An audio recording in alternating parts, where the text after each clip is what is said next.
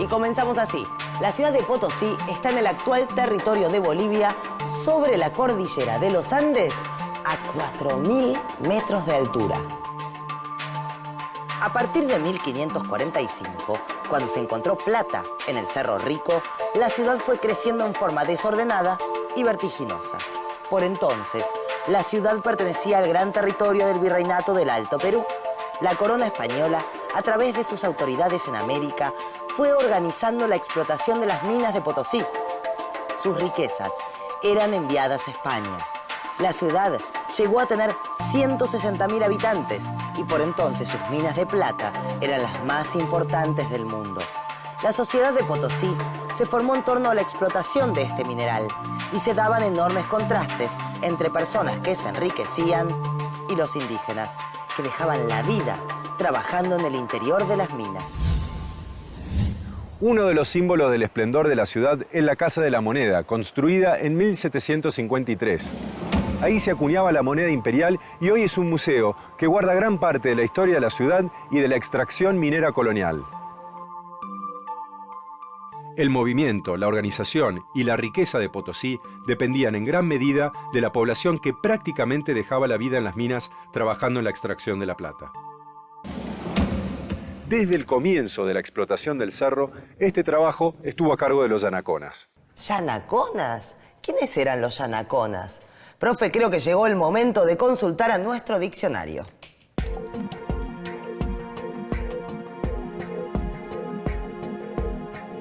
Yanacona, indígena servidor personal del soberano inca o de otras autoridades del imperio incaico. El sistema inca que reglamentaba el trabajo de los yanaconas se llamaba yanaconazgo y fue adoptado por los conquistadores españoles. En Potosí, los yanaconas eran indígenas libres, mineros independientes que extraían el mineral, lo fundían, entregaban la parte más rica a los propietarios de las minas y se quedaban con el resto. Cuando se fue agotando el mineral de la superficie, que era el que se podía refinar con el viejo sistema andino, muchos yanaconas abandonaron Potosí y se produjo una crisis. Imaginen lo que significaba para la ciudad y para España que la plata de Potosí comenzara a agotarse. Entonces, las autoridades españolas tomaron medidas. El virrey Toledo en 1570 introdujo dos reformas. Una fue el uso de una nueva técnica de refinamiento de la plata, por amalgama con mercurio, mucho más eficiente, y la otra fue la organización de la mita. La mita funcionaba de la siguiente manera. Los mitayos, indígenas varones de distintos pueblos distribuidos en 16 provincias del Virreinato del Perú, debían ir a trabajar durante un año a las minas de Potosí. Por orden del virrey, se los destinaba a una de las 13 parroquias, separado de los yanaconas.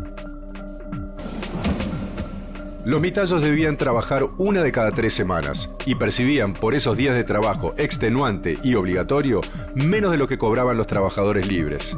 Y en las 2 semanas de supuesto descanso debían encontrar alguna ocupación para poder subsistir. A partir de esta reforma del virrey Toledo, el control del proceso de explotación de la plata pasó totalmente a mano de los españoles y los yanaconas se convirtieron en trabajadores asalariados. Esto es realmente muy incómodo y peligroso. Si prendo la vela me puedo chorrear, me puedo quemar. Pero así, de esta manera, con una vela atada al pulgar, se iluminaban los trabajadores en el interior de la mina. Y con una manta atada más o menos de esta manera, llevaban sobre su espalda el mineral que cada uno sacaba. Pero esto era lo de menos. El profe nos va a contar ahora cómo era este trabajo terrible e inhumano en las minas de Potosí. En las minas, la vida de los trabajadores estaba en peligro constante por los riesgos de derrumbes. Las enfermedades, sumadas a las terribles condiciones en las que cada trabajador debía extraer entre 20 y 25 kilos de mineral, muchas veces terminaban con la vida de los mineros.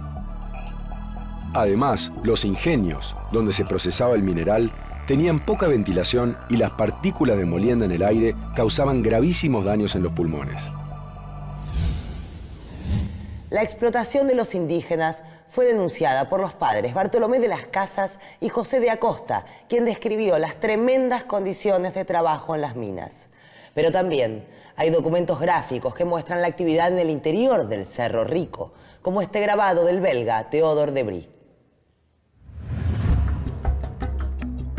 En las minas se trabajaba día y noche. Los indígenas subían y bajaban por escaleras hechas con ramales de cuero retorcido y palos que hacían de escalones. Los túneles eran profundos, oscuros, fríos y el aire casi irrespirable. Se viciaba aún más por la combustión de las velas que usaban los trabajadores para iluminarse. Golpeando la roca con una barreta, obtenían el metal que después tenían que transportar sobre sus espaldas con una manta atada al pecho. Entre el Estado español y la comunidad indígena había intermediarios. Eran los caciques o curacas. Pero ¿cómo era su relación con cada parte? ¿Protegían a su pueblo o solo intentaban enriquecerse? Con el cambio en la técnica de refinamiento de la plata, el virrey Toledo distinguió a muchos dueños de minas e ingenios, concediéndoles cuotas anuales de trabajadores. Estos dueños se enriquecieron rápidamente y formaron el gremio de los azogueros, que tenían fueros o protecciones especiales ante la justicia real. Mientras tanto, empresarios mineros tuvieron que hacer grandes inversiones en la construcción de ingenios para procesar la plata con máquinas hidráulicas y de represas para almacenar el agua.